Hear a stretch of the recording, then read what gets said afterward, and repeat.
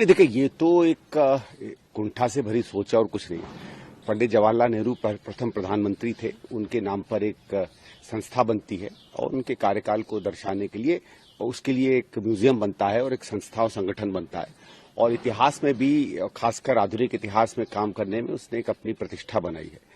आपको प्रधानमंत्रियों के ऊपर और बाकी प्रधानमंत्रियों पर अगर कोई संस्था बनानी थी तो बनाते, कौन मना। किसी चीज को दबाकर हटाकर, इसका मतलब है आपका कोई उद्देश्य किसी को प्रदर्शित करना नहीं था। एक पूरे स्वर्णिम इतिहास जो हिंदुस्तान का रहा है उसको दबाने की कोशिश करनी थी और यही हम लोग बार बार करें। अब बनाइए ना म्यूजियम बनाने में क्या, किसी पे भी बनाइए।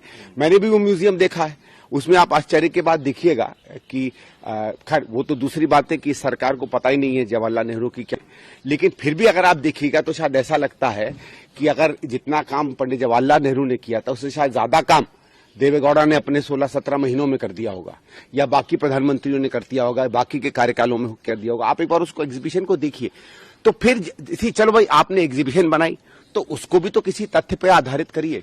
तो मेरा इसमें कोई दिक्कत नहीं है कि आप प्रधानमंत्रियों पे बनाओ, सरकार का मंशा, सरकार किसी पे भी प्रदर्शनी बनाए, किसी पे भी संस्था बनाए, लेकिन एक संस्था जिसको जो एक उद्देश्य के साथ बनाई गई है, ठीक है, उस संस्था को अगर आप बदलते हैं तो फिर सीधी बात है उसके अंदर आपका या तो द्वेष दिखता है या उसके प्रति, क्योंकि उसका नाम, उसका काम तो आप दबा नहीं पाए। तो सरकार के इस प्रभाव से आप एक पूर्व प्रधानमंत्री और इस देश के एक तरीके से माने तो इस सदी के सबसे बड़े 2 या 3 नेताओं में जिनका नाम गिना जाता है, उसको दबाने की या छुपाने की कोशिश आपकी की गई है। अमर उजाला अब आपके टीवी पर भी।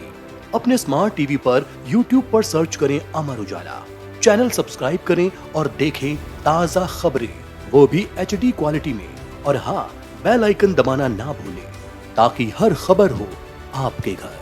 अमर उजाला, निष्पक्ष, निर्भीक, निरंतर।